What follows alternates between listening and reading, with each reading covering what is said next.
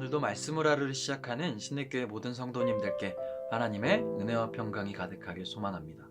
오늘 우리에게 주신 하나님의 말씀은 마태복음 17장 5절 말씀입니다. 제가 봉독하겠습니다. 말할 때 호련히 빛난 구름이 그들을 덮으며 구름 속에서 소리가 나서 이르시되 이는 내 사랑하는 아들이요 내 기뻐하는 자니 너희는 그의 말을 들으라 하는지라. 아멘. 성도 여러분, 만약 하나님께서 여러분들에게 자신의 진짜 모습을 드러내신다면 어떠실 것 같으신가요? 저는 하나님의 모습을 보는 것이 두렵기도 하지만 사실은 궁금하기도 했고 한 번만 보면 제 믿음이 흔들리지 않을 것 같아 보고 싶은 마음이 있는 것 같습니다. 오늘 말씀은 예수님께서 자신의 진짜 모습을 제자들에게 드러내시는 장면을 담고 있습니다.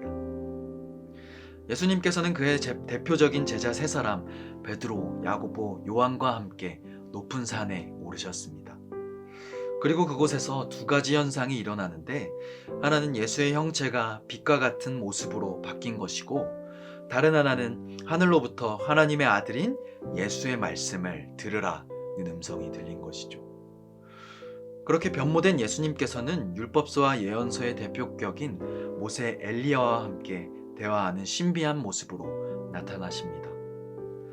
모세와 엘리야는 유대 전승에 의하면 동일한 모습을 가지고 있었던 인물들이었습니다.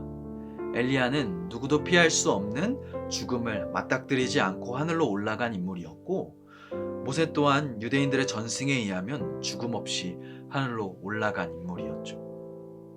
이처럼 예수님께서는 죽음 없이 하늘로 들려 올라간 구약의 인물들과 함께 어깨를 나란히 하시며 그 영광스러운 모습을 제자들에게 보여주셨습니다.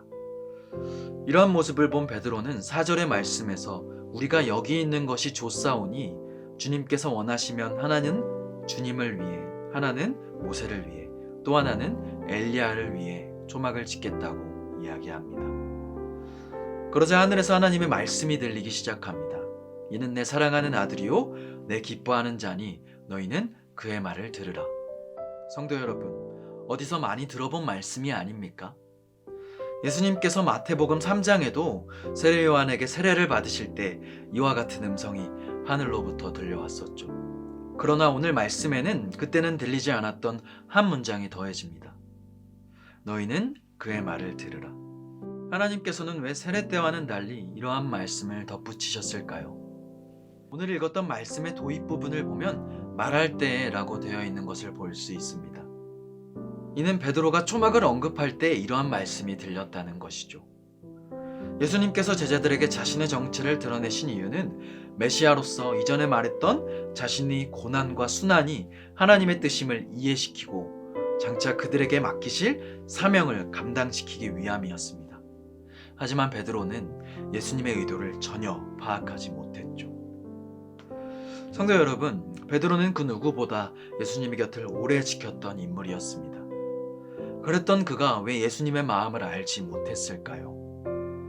베드로가 예수님의 의도를 파악하지 못했던 이유는 그가 고난보단 영광을 더 귀하고 중하게 생각했기 때문입니다.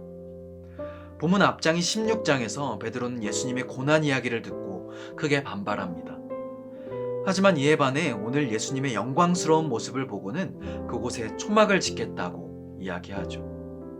이처럼 베드로는 예수님의 여러 모습 중 한 부분에 집중하여 그것만 귀중하게 여겼습니다.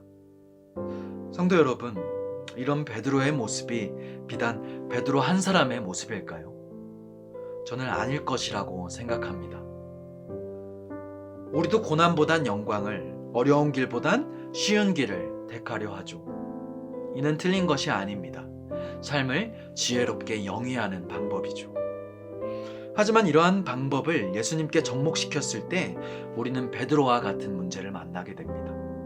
예수님께서는 가장 영광스러운 자리에서 스스로 가장 낮은 곳까지 내려오셨고 평범한 모습으로 모든 십자가의 고통을 감당하셨습니다. 이처럼 예수님께서 우리에게 보여주신 삶은 세상의 가치관과는 다른 삶이었죠. 세상에 속한 우리는 세상적인 가치관으로 예수님을 바라보기 쉽습니다. 믿음에 속한 자들은 예수님의 발자취를 미련한 발자취라고 이야기하기도 하죠. 성도 여러분, 예수님의 발자취가 미련했습니까? 아니죠. 예수님의 고난이 없었다면 우리는 구원받을 수 없었습니다.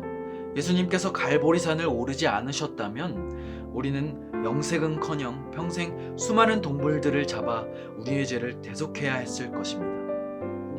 우리는 예수님의 고난과 고통을 통해 구원받았습니다. 예수님은 영광스러운 한 부분을 가지고 계신 분이 아닙니다. 예수님의 모든 삶이 우리에겐 영광스러운 삶이었습니다. 예수님의 모든 삶이 우리에겐 은혜였던 것이죠. 오늘 말씀에서 들리는 너희는 그의 말을 들으라 라는 말씀은 제자들에게만 국한된 말씀이 아닙니다.